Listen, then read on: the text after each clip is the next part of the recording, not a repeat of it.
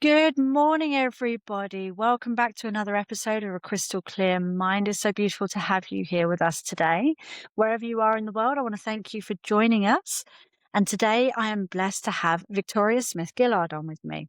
Now, Victoria is a people and pet therapist, but she is so much more than that, as most of my guests are. So I'm going to hand it over to the fabulous Victoria to tell you guys absolutely everything all about herself because she can explain it so much better than I can. Good morning. Good morning, Bex. Thank you so much for having me on. Oh, I thank you for really coming. appreciate it. Well, I hope what we share today inspires people, allows them to understand their pets better, understand themselves better. There's so much that we can learn from our pets. Oh, yeah, And I suppose absolutely. and I guess it's a good time at that point to kind of go, well, who am I? Why am I talking about pets? So I'm a people and pet therapist. I'm a medium and healer, and I work with two sides of the equation as such. So I do work with living pets, and I do work with pets in spirit as well. So pets that have passed away. So I help heal emotional and behavioural issues with pet and the owner to create a more harmonious and happier household. Oh, that's a lot of H's. Um, but I also work with pets in spirit, very much so in terms of obviously somebody that is struggling with the loss of obviously their beloved pet. We help them to, start healing wounds, releasing emotions, reconnecting with their pet energetically. I communicate with pets in spirit, so I'm a pet medium, as I like to call myself, as well. And that can bring a lot of reassurance, a lot of comfort, a lot of healing. And again, there still are many things that we can learn from our pets being in spirit, as well. So we can work with so many things, whether they have passed or whether they are obviously living pets as well. So yeah, that's a summary version of me.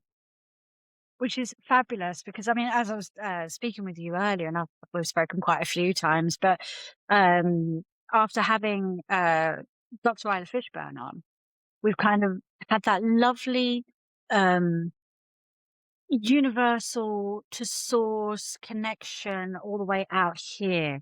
And I love that what you're talking about is bringing it more here, but in such a similar way, but also in such different ways. And I absolutely love that. I love that, most people, I can't actually speak, I haven't got one, but most people do have a pet, don't they? One, multiple pets. And we've had some fascinating discussions, you and I, haven't we, about how they're very reflective, the owners, and so on and so forth. It sounds fascinating. How did you work out that you were a pet medium? Where did that start from? So it wasn't really a working out. It was more of I wanted to be it. So for me, what happened was my cat Phoebe passed in 2016, and I'd had her since I could fit her in the palm of my hand. My brother is one of his roles is a veterinary nurse, and he had to hand rear her as part of his vet nurse course, and he had nobody to give her to. Obviously the hand rearing was done, and he said, would you like a cat? And of course I was at that stage like, absolutely, of course I'd love a cat. So I had a real privilege and honour to be in some respects just part of that hand rearing, bottle feeding and, stimulating her to go to the toilet and all of those things. And so I took her on. So I'd had her a very long time. I got her in, I think it was 98. So that's a long time, and a very special bond. She was what I would class part feral. That can sometimes, she was found outside the Harmsworth Hospital in London under a lorry. So she was part feral. Um, and she definitely had traits of like chasing you down the hallway on hind legs and, literally kind of trying to sink her teeth into your jugular. And I had to do very different things to what most cat behaviourists or veterinary professionals would tell you to do to stop her. So, for instance, I was always told, you go, no. And you point your finger and you go, no, with a firm voice, and she would literally just stare at my finger, flatten her ears, and literally fly at you. And even if I put my hand around my back, she would run round behind my back. And I was like, wow, okay, so none of the normal stuff worked. So I did have to adapt things like super nanny techniques, like the 3 strikes and you're off my lap. And, actually you need to come back and apologize. And when you do, then we're all fine. And all of those random things, I've had to get down on all fours, with her and sort of pretty much put my head down so I didn't get my eyes slashed. And just to kind of go, really, so she was quite feisty. But if we think about the mirrors and messengers, I was also quite feisty at that point in time. I'd been through a lot of trauma even at that point in my life. So I was probably very feisty as well. So she was still also reflecting me and probably how I was feeling. She wasn't aggressive. I always said that to people. She wasn't aggressive. She was defensive. Anyway, we are slightly digressing there, but, and when I lost her in 2016, I was just so bereft because I'd had such a strong bond with her, that if I could have blown all 4 walls out of my flat, I would have done. And I had already sort of developed being a medium at that point anyway. And I'd seen some mediums, sort of occasionally sort of say, oh, I've got a horse here with me. I don't know if you can understand a horse, and they're saying this. And I just thought, well, if they can do it, surely I can do it. And because I'd worked in the vet industry, in the vet referral industry, I thought, well, I do know quite a lot of the breeds, especially with obviously dogs and cats, not quite as much with horses. But so I thought I would probably then be able to say, well, I've got a poodle here, or I've got, a boxer dog or a dogue de Bordeaux. And that makes a big difference when you're describing that to people, Yeah, rather definitely. than just saying I've got a medium-sized dog. I mean, that could be anyone's or anything. So I actually worked with an animal communication mentor, Joanne Yo, and actually said to her, this is what I want to do. I want to train in this because I was so bereft. All I wanted was for somebody to say, yes, I've got your cat. She's tabby and white. She's here with you. And, sort of saying that to me, that she's still here. So I taught myself to do it, which is quite like me anyway. I am very much like, if somebody says it can't be done, you've got to go, right, well, I'll research and see how we can. So yeah, basically that's kind of how it developed, really, was my own bereavement and the stress, and the intensity of feelings around missing that connection, that I taught myself to do it. And it's been delightful is the wrong word. It's been a privilege, and it's also shown me a lot, and it's taught me a lot when pets have shared things with me. I've had it where one case study that I was working with, she couldn't decide which pet to give me a photo of, and she's like, oh God, I've got 3 and I don't know which one to give you. And in the communication, all 3 came through, but she hadn't told me that she was struggling to decide which one at the time. So she'd just given me the photo and said, this is the one. And of course, then at the end, she said, actually, you've brought all 3 of them through, not just the one. And she said, and then she sort of told me what she'd said. So that's kind of how it all came about, really, was just my own experience and just going, I want to try and help people because, yes, mediums normally work with human loved ones, but actually us own pets, where they are our extended family, they're our babies, often kind of the substitute for children. It's like, it's just as, or sometimes even worse, the grief and the intensity of that loss and that bereavement. So yeah, that's a long answer to a short question. Yeah, I love that she sort of had that reflective nature in her that could potentially have been very similar to yourself, which I believe is something that you kind of experience quite a lot, isn't it? This sort of mirror image behavior.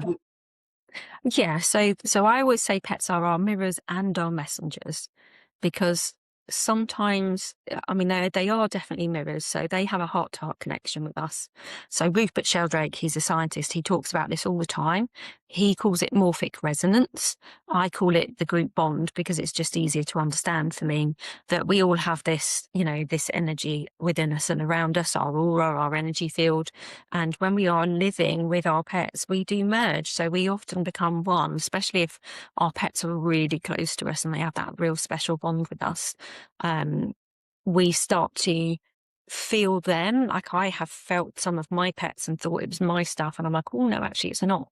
Like I used to feel Puss's hip pain and think it was mine. And so sometimes I had to kind of go, is this mine? And try and work that out. But yes, they absolutely do mirror our personality a lot. It's sometimes a bit more tricky when you've got a multi-household, because if you've got, say, one pet, they might be picking up on just one person, or they might be mirroring each different person in the household or a couple of people. So sometimes it can be quite a mixed bag. But like I was saying to you earlier, wasn't I? There was a fair I went to once, and there was a gentleman there who, I had my people and pet therapy stand, and he came along and he said, whatever you do, don't get a Dalmatian. They're so stubborn and they really like everything their own way. And he was quite harsh, I think, with regards to his poor little dog. And he had his wife with him, and I just turned around very deadpan and just said, oh, well, that's really interesting, but they do mirror us quite a lot. So who in the household can be quite stubborn and likes their own way?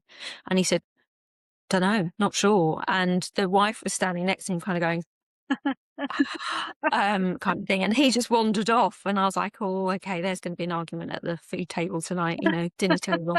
And I've had that with things like ADHD as well, where somebody will say, it's like my dog's got ADHD or my cats have got ADHD. And my first question straight away is, who in the household has got ADHD? Undiagnosed or diagnosed, who has it? And again, people kind of go, oh my God, that's really interesting. So they can mirror us in personality. They can actually mirror us in our values as well. So that could be quite interesting in terms of the traits they show us. They can actually mirror our love languages. So if any of you or yourself have heard of like the love languages by Gary Chapman, often pets will have their own love languages, and they will be like Pussy's was quality time. She liked time with me. My top one is quality time as well. So it can be very interesting how they will mirror love languages, both in communication when they're talking, but also in just the reality in the physical world with us. So they can definitely be mirrors, but they can also be messengers. So sometimes that's perhaps more things like behaviour. So it could be that they act in a certain way where we're like, oh my God, and we fear judgment, or we fear what people think, or something along those lines. They're kind of sort of flag up our fears and things that we need to heal. And there was another one I thought of and it's gone out of my head, but I'm sure Spirit will bring it back. But the other one, for instance, is very, very often I say to people, what you dislike in your pet is what you dislike in yourself. And very often that's the same as what you dislike in another person is what you dislike in yourself. So if people say, oh God, my pet is just so needy and clingy, it's like that is a trait that you do not like within yourself. And a lot of people won't always recognize that. They'll kind of go, but I'm not clingy and needy. And sometimes even just them saying that, I'm like, oh, that's very defensive. And often sometimes when we get quite defensive, there's shame underneath that. Yeah. So again, when we look at the deeper layers, it's like, well, that's very interesting because your reaction to what I've just shared says that there is definitely something underneath that currently you feel ashamed about. And shame is a very deep, low vibrational emotion. So people often do defend in that regard, when there is shame sort of flying around. So they will, be messengers in that way. Even pets that have passed away, very often they will pass in a way that will trigger previous losses. So something that people haven't dealt with, or could not say hadn't, but maybe they couldn't deal with it at that moment in time. So it kind of brings it up to be dealt with. Yeah. Exactly. And they might pass in a certain way that will trigger that. I've had people where they got very upset because they weren't able to be with their pet. So they felt like they'd abandoned their pet. And when we started looking into this, it was like, okay, why is this resonating with me so much? What's making that occur? And it was basically that they had their own abandonment issues. So they knew what it felt like to be abandoned. And therefore they felt very guilty and, shamed, if you like, for not being able to be there for their pet. So quite often it's like, again, they will give us this message. It's showing us what we need to heal. I said to people, when Puss, my cat, passed in March 25, this gets slightly weirder now, but she was Phoebe. She was the soul of Phoebe. And I really stand by that. And I don't know too much about reincarnation, but I know it can happen. I know it exists. I know it's possible because they are a soul. They can then obviously step into another body and come back. Yeah. And Phoebe passed in 2016. Puss I got in 2020 through a charity. They actually asked me if I would foster her, and she was 4. So that made absolute sense. And before I got her, I had looked after various other cats. And when they said they wanted me to look after her, I kept calling her Phoebe before I'd even got her. And even throughout her stay with me, I kept every so often calling her Fibs, Phoebe, and all the rest of it. And then on the kind of in the just nearing up to the days that she was going to pass, that ramped up again. And I kept calling her Phoebe and Fibs, and actually to the point that even when she did pass, my brother was speaking to my mum and he called her Phoebe. So there was all this like validation and confirmation, and I might get a bit emotional here, but I that was one of the things that I spoke to her about, because I was very lucky that the vet surgery that I was with allowed me to go in and be with her in the kennels. They allow me to sort of spend the time with her because we knew that we'd have to put her to sleep. And one of the things I said to her is, this is what's going to happen, darling. This is what we've both got to get to terms with. And I just said to her, you do understand that you are part of my soul tribe. I said, because I know that you are the soul of my previous cat, Phoebe. And that means that we will meet again in this life. I truly believe that. And I said, so this isn't the end. I said, it's just, we've got to temporarily separate from each other. And that's basically what I said to her, and said, it's going to be really hard, and I don't want to do it, and you don't want to do it. I said, but we've got to be really brave and let go of each other for the minute. And it was very emotional. I mean, I wear my heart on my sleeve. So, it was very tough, I think, even for the vet involved, to be honest, because I literally do wear my emotions so much. But it was beautiful and sacred to be able to share that with her. Yeah. And be able to say to her, do you have any questions? Is there anything you want to ask me about what's going to happen? I explained it to her, and even when they said, do you feel that you're ready? I said, I will ask her. It's her journey, not mine. And I said to her, are you ready? And she said, yes. We went into a consult room, and I said to them, can we have 10 minutes just to get her settled and, just accustomed? And having her, she was trying to get up and like wander around the room and, what's this and what's that? And I said, you can't, darling.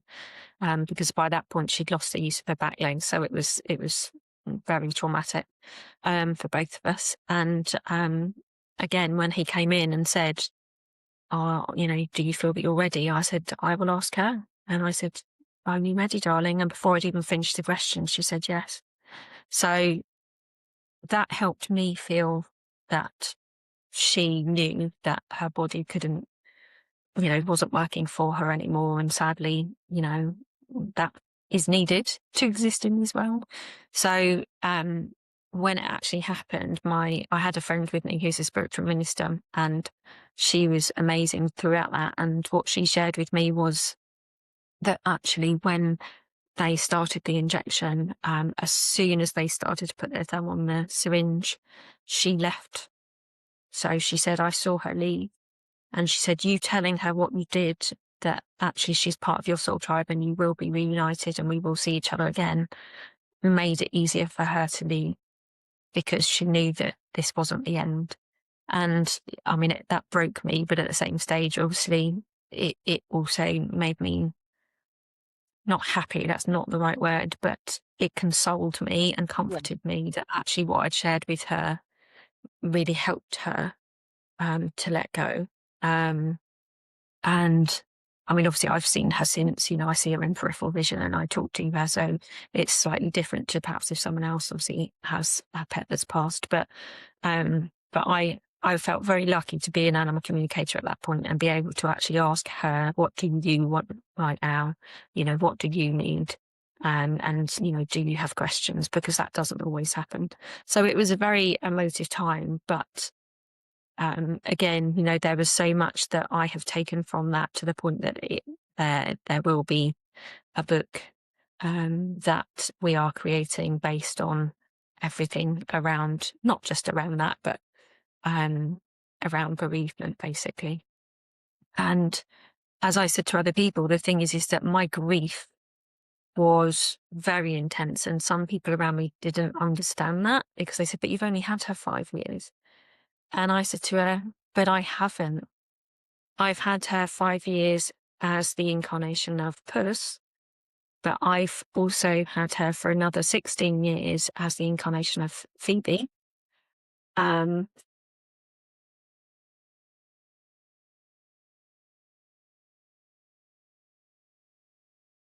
Okay. Yeah.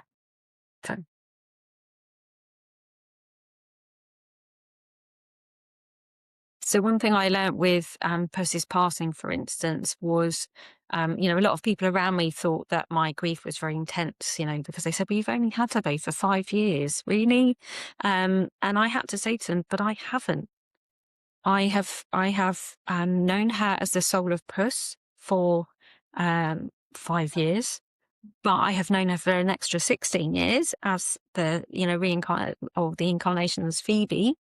And I said, it's very likely that I've had past lives with her as well. So I wasn't just grieving a cat that I'd had for 5 years. I was grieving a cat that I had for at least, or a soul, in fact, that I'd known for at least 21 years.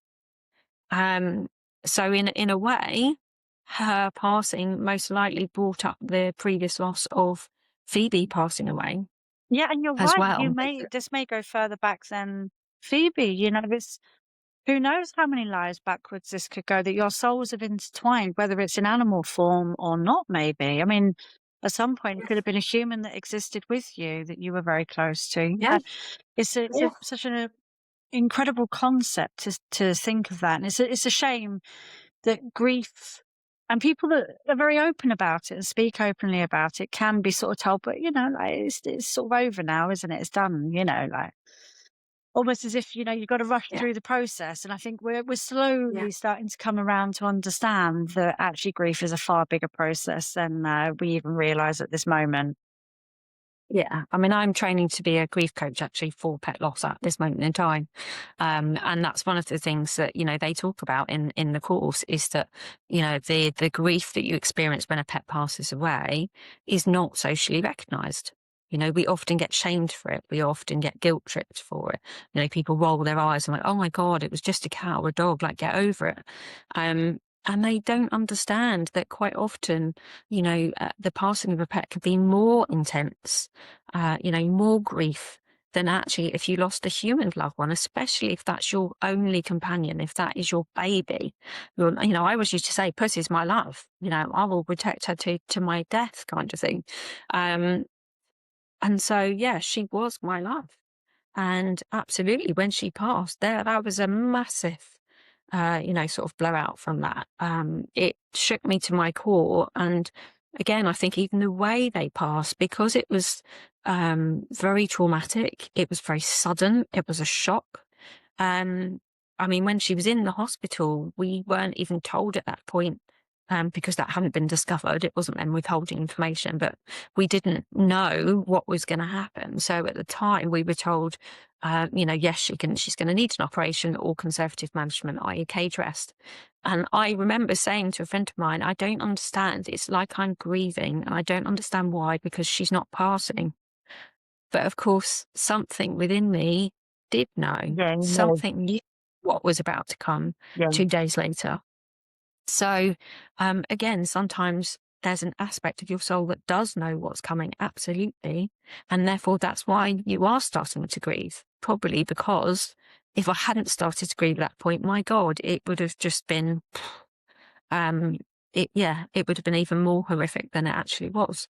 So, so there's a lot that can come as messages from their passing, and I definitely want her to be able to leave a legacy, and I'm in communication with her about that. Obviously, me writing the book is part of that, and that won't involve just the experience I've had with her around bereavement. There is other bereavements, both them actually passing away and actually other ones where I've actually had to hand cats back that I was fostering to their owner, that are still a loss. And, in that, for instance, quite often I remember saying, kind of going, where is all of this love that I used to give them? Where's this going to go? Oh my God. And I remember something saying to me, it needs to go to yourself. Duh. It was that It's kind of almost like, like the you animal need, version of empty nest syndrome, isn't it? When kids go, you don't really know what to do with yourself. You kind of lost your yeah, correct. purpose. Yeah. And it is a massive, with bereavement, again, that is a massive, big deal, because we lose an identity. We lose, because you're often known as, like, Pussy's mum, or, Bob's father, or whatever it is. You have an identity, you have a role, you are their caregiver, you are their protector, Yeah. you are their advocate. I was definitely Pussy's advocate at the vets, for instance, because ever since I'd got her, somebody around me had said, she'd always had a cruciate issue on her right hind, which is her knee. And the lady around me, who again is very mediumistic, very intuitive, does energy healing, had said it's her hip. And of course, it's very tricky to say to a vet. I've had a mediumistic, intuitive friend around me that believes that there's a problem with her hip, and for them to really take that seriously.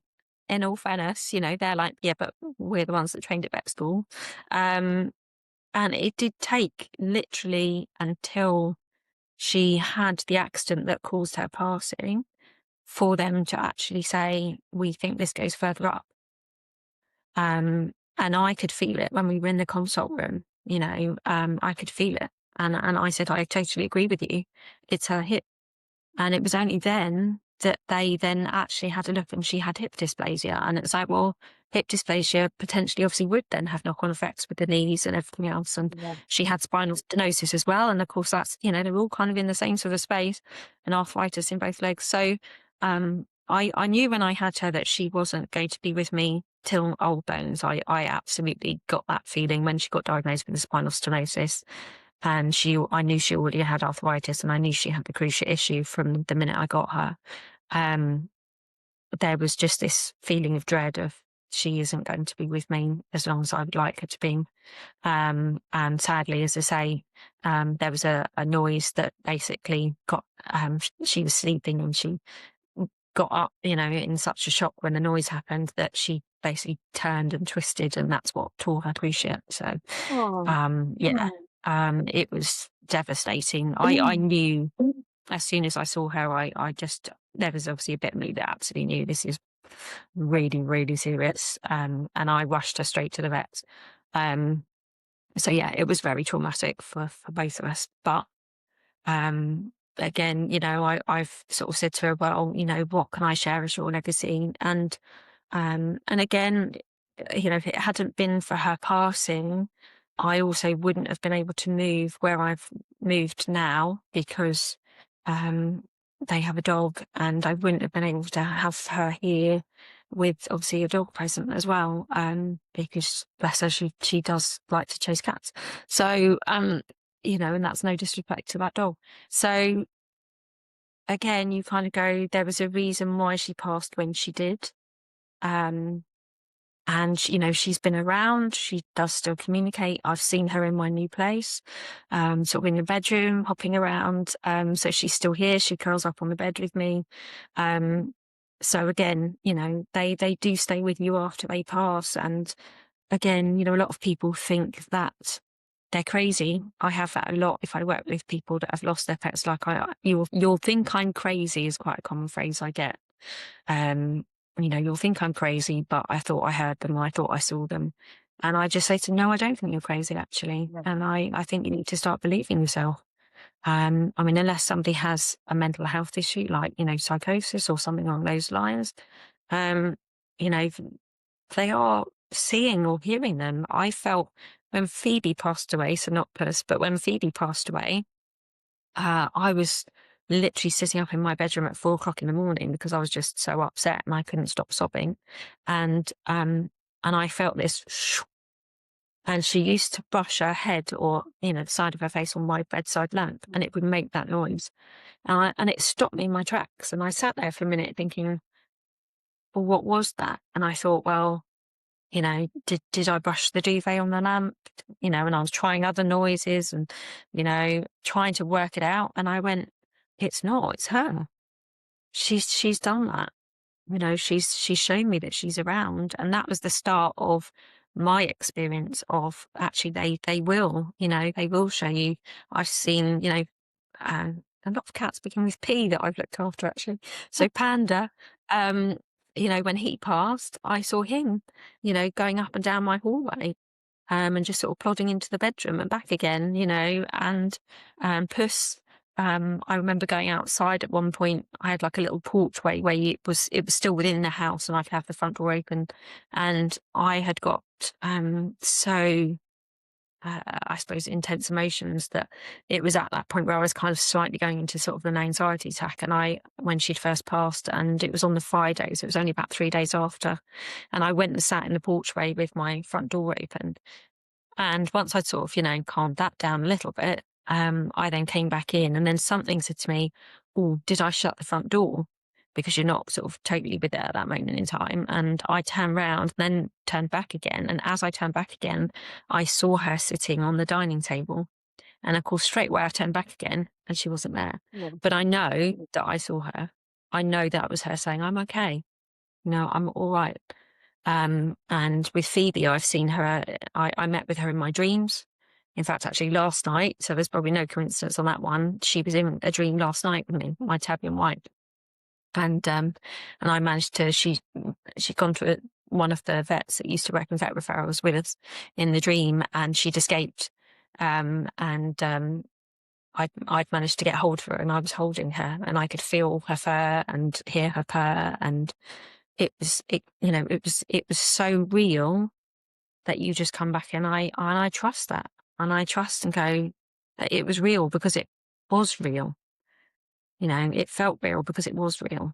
We have that ability in our dreams to connect with that soul in a way that when you come back, you just go, oh my God, that truly happened.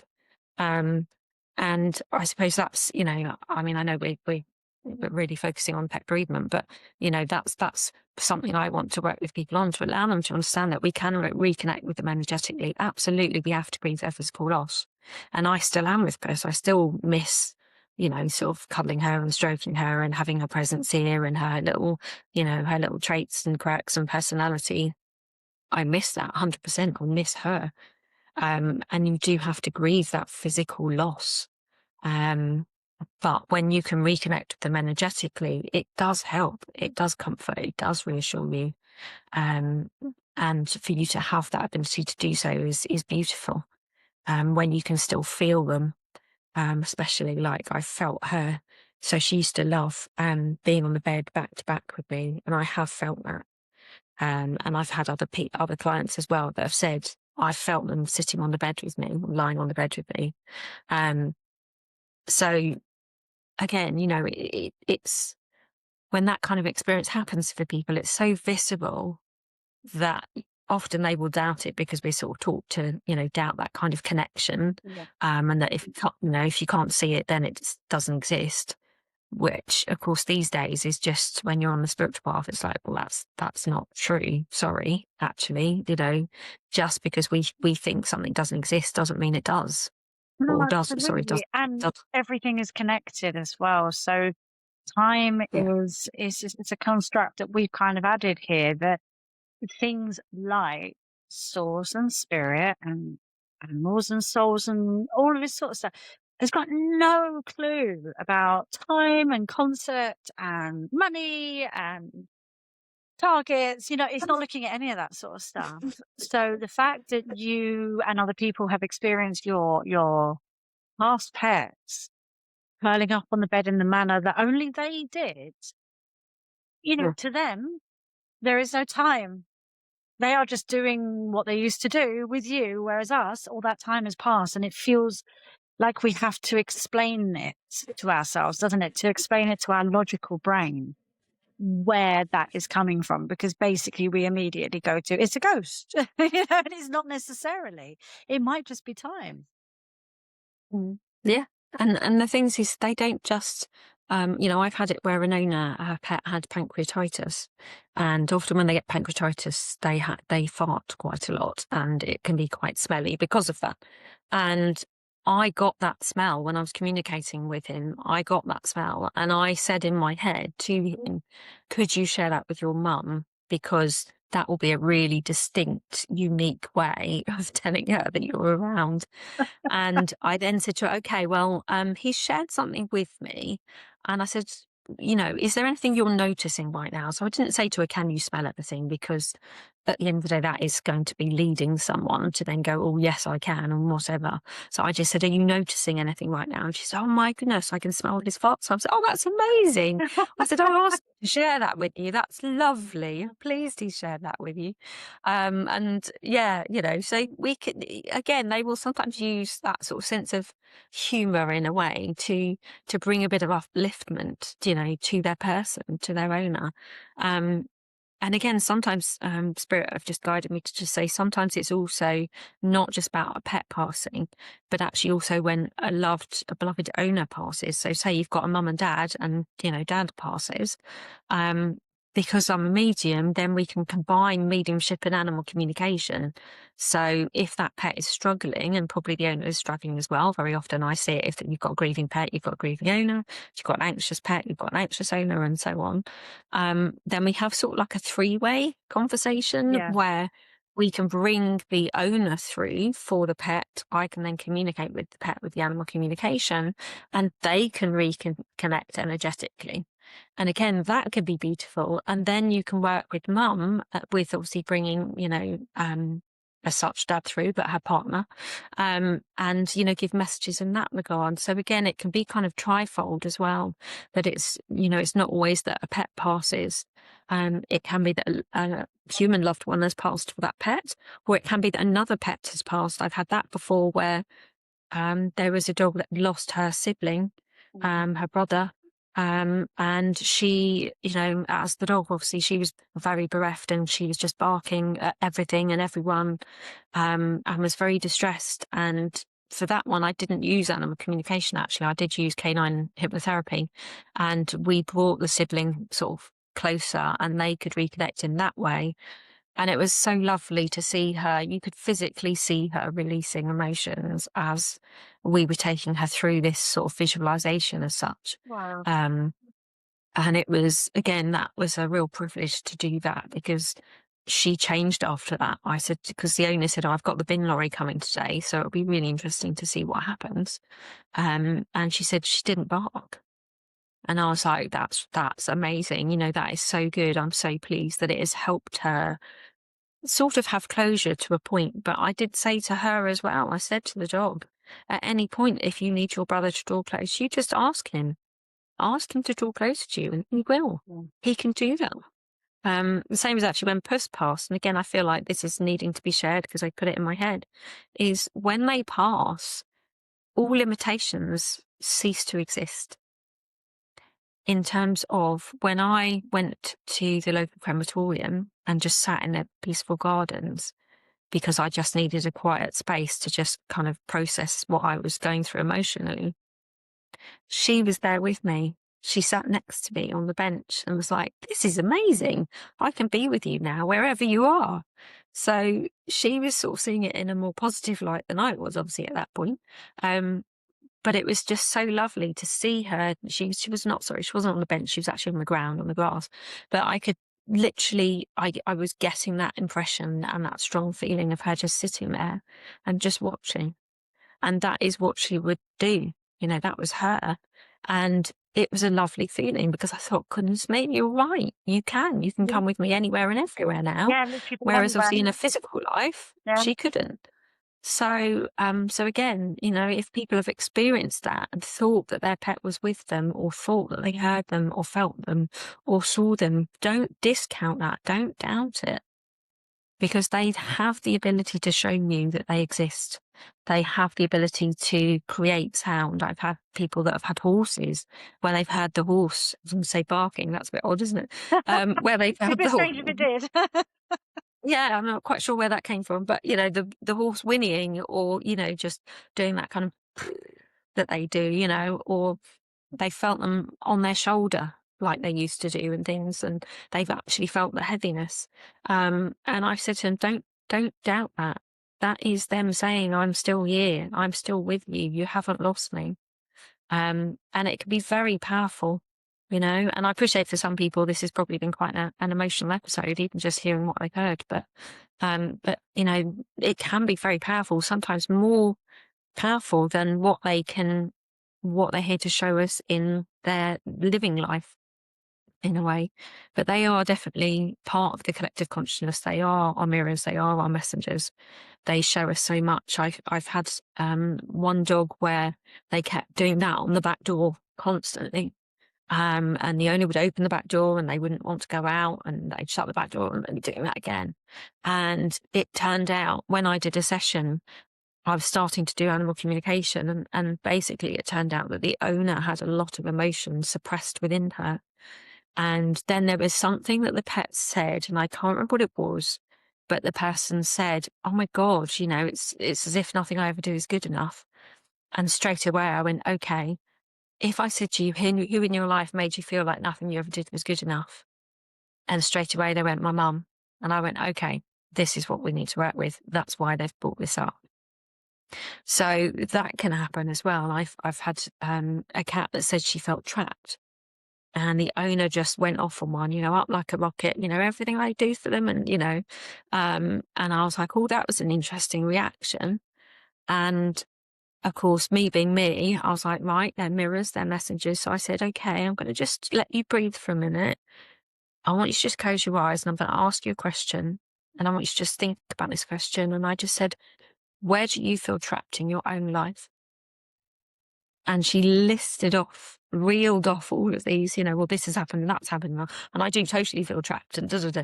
And I said, that's what they're trying to show you. So sometimes it's the communication that they will use certain words, or they say a certain phrase, and they're meant to do that because of then what's going to occur from that. So it can get very complicated and very deep. And it'll even be to the story that they're honestly reeling off things now, even to the point where if you've got two pets in the household, often one will reflect one owner and one will reflect the other. And sometimes it's like if the dogs are having a go at each other, or the cats are having a go at each other, again, sometimes it's because they are mirroring the fact that the owners at that moment in time are cross with each other, or they had an argument before I came in, or they're resentful, or there's something kicking off.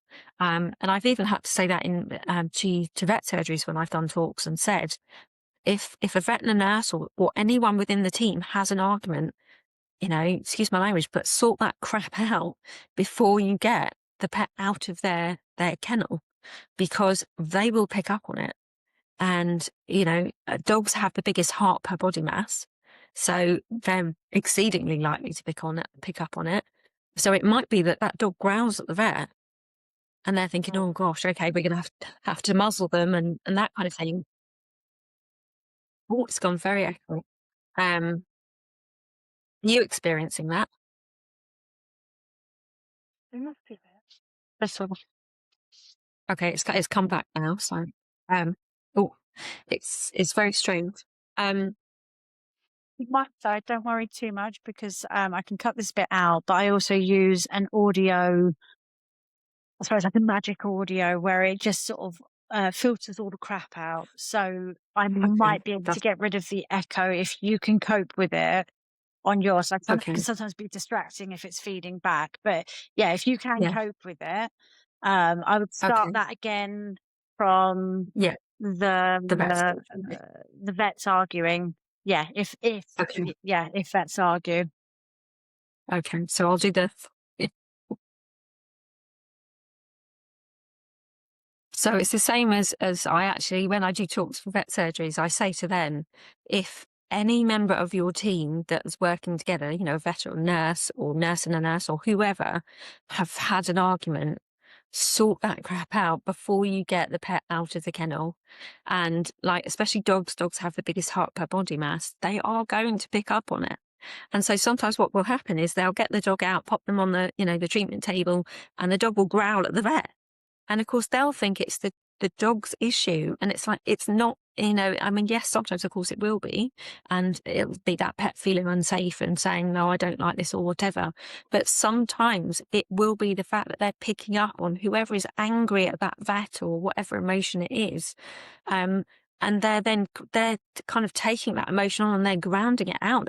They're saying, I'm picking up on this, you know, they're really cross with you and I'm going to kind of show you that by Yeah. growling. Yeah. So I always say to people, you know, resolve that stuff before you get that pet out of the kennel. However you have to do it, because they will pick up on it and they will feel either very awkward around it because they'll pick up on the emotions and understand that, and they will act accordingly.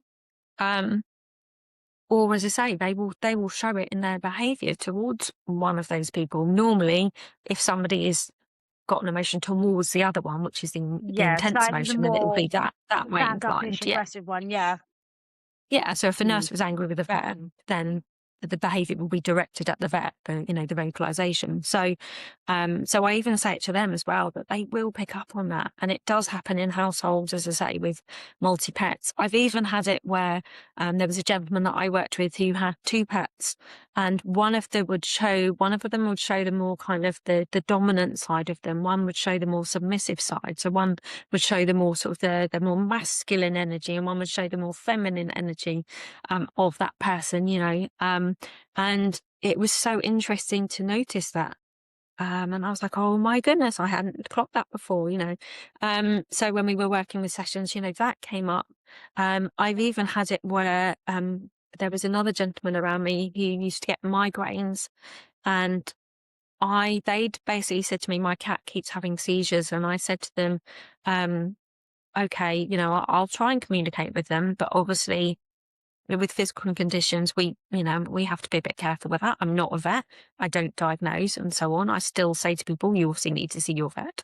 But I said, I'm really happy to communicate and just see what I get, because I have communicated with a dog before with seizures, to find out what they need in that moment. And they shared a lot of different things about what they needed and what they were going through. And it was very interesting to see it through their own eyes.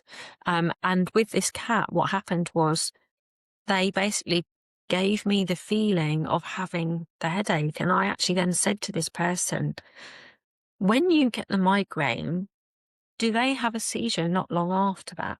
And boom, correlation. Yeah. And you can get something called migralepsy, where a migraine can trigger epilepsy in a person. And I kind of think of it along the energetic lines of illness, when we're talking about the energetics of illness and the energy under a condition, that, well, why wouldn't that be the same in pets? That actually a migraine in an owner can create potentially, and that doesn't mean that everybody that has migraines that your pet's going to have seizures. So please do not think that, everything is unique in this world as to how it corresponds. But you do get that. I've had a dog where the dog had an issue with their left shoulder. And because of me knowing about the mirrors and that they can take on our energy and our ailments, or the energy of our ailments, I said to her, do you have a problem with your left shoulder? And she said, no, I don't. Should I have a problem with my right shoulder? She said, but now you say that, the doctor did say it was referred from my left. And I was like, boom. So that can happen. And I noticed that with Phoebe. So Phoebe's legacy was that.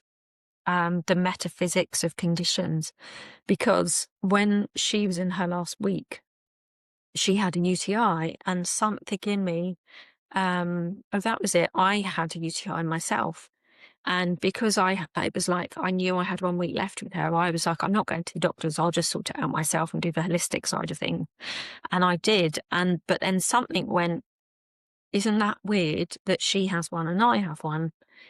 And then, of course, I started thinking back and going, oh crap, that's happened before.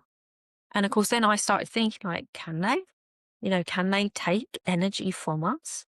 And then I had a lady around me who came to see me for herself, nothing to do with pets. And she said, I know you work with animals. Can I ask you a question? And I said, of course you can. And she said, I think my pet took an illness from somebody. And I said, okay. And I thought, well, I'm not going to, give away what I was already thinking, but it was a bit of a coincidence that I'd been thinking that, and then suddenly I get presented with this client, and spirit will often do things like that. You know, you have a Yeah, thought it's or an quite idea, and like, magnetic, is that isn't it? true? Yeah. Exactly. And she said, and I said, okay, well, tell me a little bit more. And she said, well, my dog was a pet therapy dog, and they used to regularly see a little girl. And I said, okay. And I said, well, you know, what was up with this little girl? You know, why did he go and see her? And she said, well, she had stomach cancer. And I said, oh, bless her, okay. And I said, and what did your dog pass with? And she said, stomach cancer. And I'm getting goosebumps again, and I always get goosebumps. And goosebumps normally means truth. And I said to her, are you getting goosebumps? And she said, yes, I am. Now, I can't produce goosebumps in somebody. I was getting goosebumps when she said it. And I said, all I can say to you is that in the spiritual life, you know, goosebumps, unless it's like a breeze or something like that, you know, I said, goosebumps normally says we're saying something of truth, and something within the universe is saying to us, It's this is true. truth. Yeah. And I said to her, so I can't prove it to you. I can't guarantee you. I said, but for me, I'm getting the validation from the goosebumps. And I said, you know, you've got to think of it in terms of they have unconditional love. They have, you know, we have soul contracts. People can look up Robert Schwartz, A Soul's Gift and The Soul's Plan. He's got books on soul contracts. And pets are in the Soul's Gift book. And I said to her, you don't know what that little girl is going to go on to do. She might become the next prime minister, the next eco warrior. She might be, and she might patent something that is life changing Yeah. for people. I said, so them taking that, you know, taking some of that, all of that, whatever it will have been, Yeah. that energy of that condition, I said, is the unconditional love, the detachment. They, you know, they have that level of detachment with unconditional love, that's what their soul contract was. I take that, and then they can go on to do what they do. And I also did have it with somebody else, who, it was a lady that was pregnant, and she started to get kind of mild stomach pains, and at the same time her dog got admitted with gastroenteritis and sadly passed away.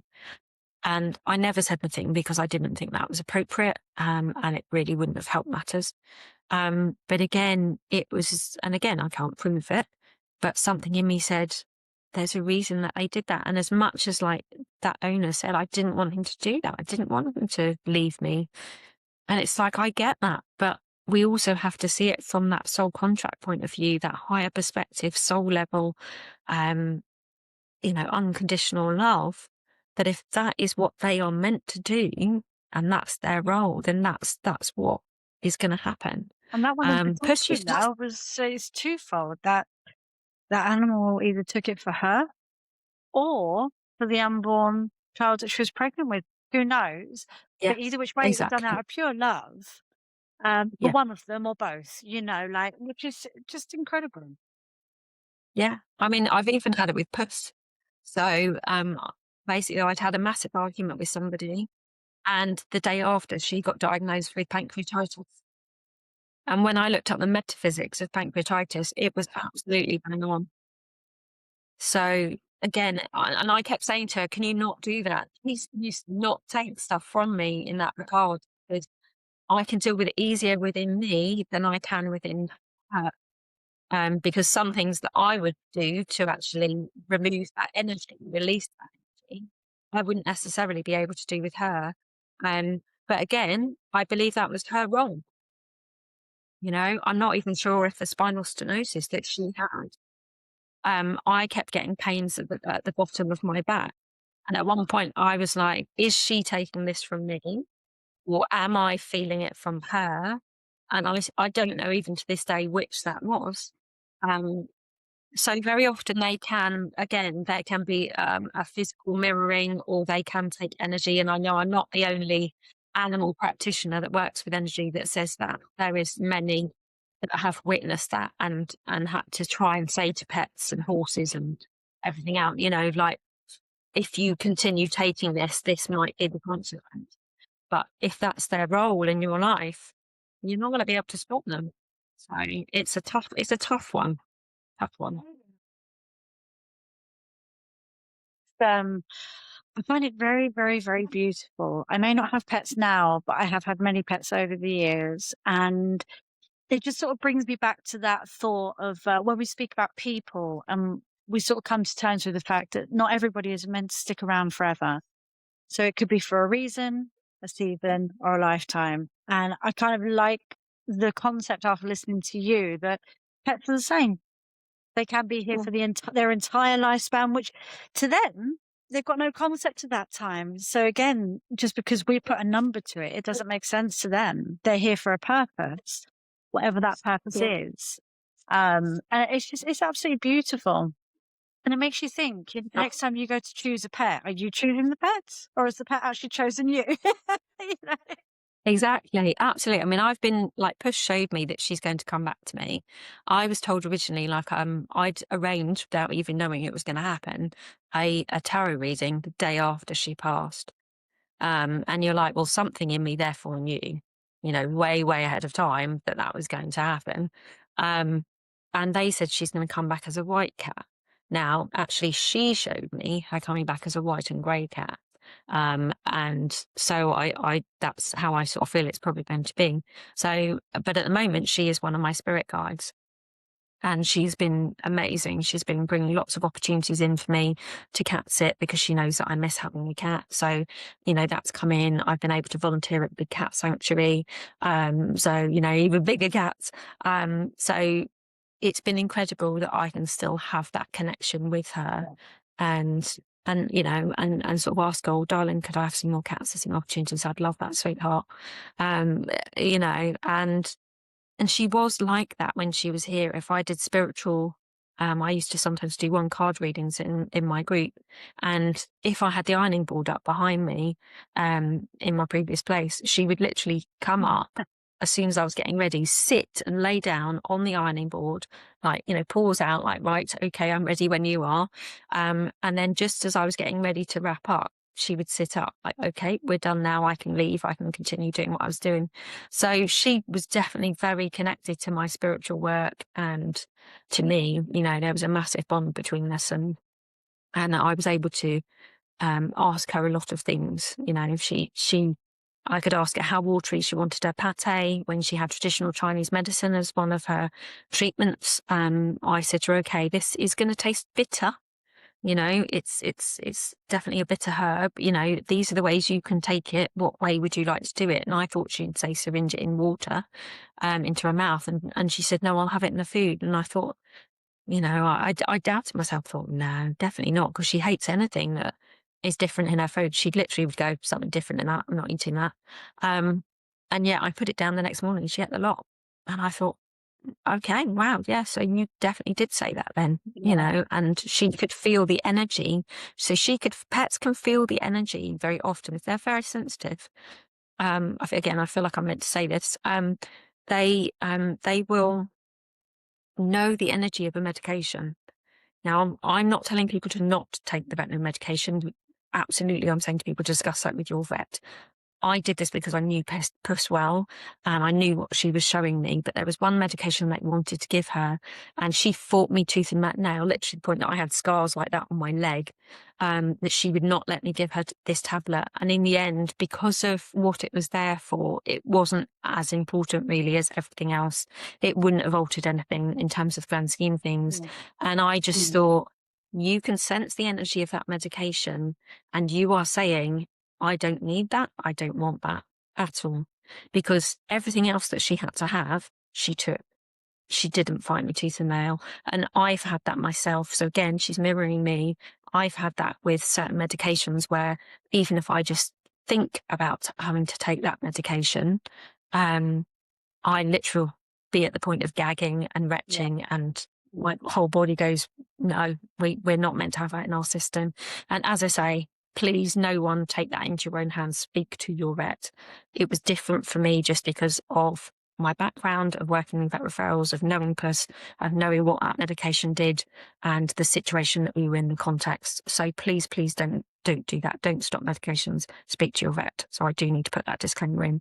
But it showed me completely that she could pick up on the energy of that medication and was saying, that's not for me. Which makes perfect sense. I mean, if everything is energy and everything we feel that energy off of everything around us, all inanimate objects included. then Yeah. it stands to reason that something chemical, a medication, would also have its own energy and its own frequency and everything else. Yeah. And oh, they are very intuitive and very sensitive, and they do notice things that we just do not see and hear. Yeah. Well, it's like we were saying earlier, and again, because I don't think we've mentioned this, and obviously Spirit wants us to say this, is, for instance, we were talking about the family I'm living with at the moment. They've got a dog that is very sensitive, and she will sometimes come and sort of pester you to go outside, and she will then get to the front door. You open the front door, she walks out, and she stops and goes and looks at you as if to say, "Are you coming?" And if you go, "No, you go on, you go to the loo, go on, off you go," and she kind of, rolls her eyes and comes back in. And I realised actually it's not because she wants to go out, it's because she's sensing I need to be out there. I need to be in nature. And she's basically guiding you by saying, I'm picking up on your frequency, I'm picking up on your state of being. And I know that right now you need to be outside and in nature and grounding. Um, and they will often do things like that. So if anybody has a pet that, is going to the door and then is like, no, because you're not coming out, and they're sort of looking at you, it may well be that they are saying you need to be out in the garden, you need to be grounding, you're up in your head, or you're scattered, you're anxious. So yeah, I think because we hadn't mentioned that had to be shared, because Yeah, it came straight into my definitely, head. because it's a fantastic piece to share, that one. I mean, I think anybody that's had a dog in particular would know the plight of the dog scratching on the door. You open the door and they don't want to go, and you kind of go, I don't understand. What's the problem? Why aren't you going? Go out. Go on. Go, go, go. But yeah, I mean, the sheer thought that they're actually just stood there waiting for you, for your best benefit, your best interest, and you're like ushering them out on their own. It's just mind blowing. But yeah, it fascinated me when you said it the first time, because you can almost replay 1,000 times this has happened, or you've seen it happen when you've been at people's Yeah. houses with their own dogs on TV, on films, and you kind of go, oh my God, that's what they're trying to do. Is and again, it's that's the whole thing. I mean, I know we're coming to a close near enough, but I think again, it's just showing you how amazing they are, how they are art. That's a message to us. That is them saying, I can feel that you need to be grounded, you need to be outside. And they're just showing us all the time with their behaviours, with their personality, anything and everything. It's amazing. I mean, obviously, a mere hour talking about it doesn't really do it quite the justice that it requires, but it is a fantastic introduction into it. So yeah, it's been wonderful listening to you, and from the outside, people aren't aware of how many times we've actually spoken and tried so hard to get this podcast going, haven't we? So many times Yeah. we've been met with absolute, I can't think of the word. I was going to say restriction, but that's not the word. Obstacles, isn't it? Yeah, Yeah. obstacles, absolutely. And Reiki teachers say that obstacles always come up when you're learning something new. When you're about to learn something new, you'll find that obstacles will get in your way to try and see if you're going to push through. And we pushed through, and we got it, and we've Yeah. made it We did it. happen. We did it. And yeah, I hope that this has landed with some people, whether you have pets, had pets, thinking about it, or want it in the future. I mean, it's all relevant to actually pretty much everybody at some point in their life. And I just want to thank you very much for sharing all of that with us today. It's been really, really lovely to listen to. Thank you very much. Thank you for having me. And absolutely, I hope that, even just some of those words touch people and, warm their heart, make a difference to them, allow them to see their pets differently. Because everything our pets do is to feel safe. And again, I feel like I'm having to say that because we often label pets' behaviours as, spiteful, naughty, Yeah. aggressive, et cetera, et cetera. And if we try and look at it as, where are they feeling unsafe, or how does this make them feel safer, it takes away a lot of those labels and those kind of derogatory negative comments that can happen. So yeah, it's been lovely to share it. Spirit has obviously guided the conversation. I've been putting things in my third eye to visualize and tell people. And I'm sure Puss has as well, because we drew her close earlier as well. So she's definitely part of this, which again is lovely for me, because I just think how amazing that she's still doing this with me. And I love her even more for that. Absolutely. I've got a photo of her over there, so I'm just blowing the kids. Oh, that's really beautiful, and thank you. Yeah, thank you both of you for all the information today. And I have a feeling that I would like to tap back in a little while and do another episode to see kind of where you've got and everything else as well, because obviously it evolves. It all evolves from here, doesn't it? Continuously. So I'd love to tune back in and see what's going on. But if you want to work with Victoria, or if you would like to ask her a question, or if you just want to learn a little bit more about what she does behind it, I will pop all of her details into the episode or into the comments section on YouTube, and you can access her through there. And I'm sure she would absolutely love to chat to any of you. So thank you so much for today, and day ahead. And until next time, to everybody out there, take care of yourselves. Thank you for having me.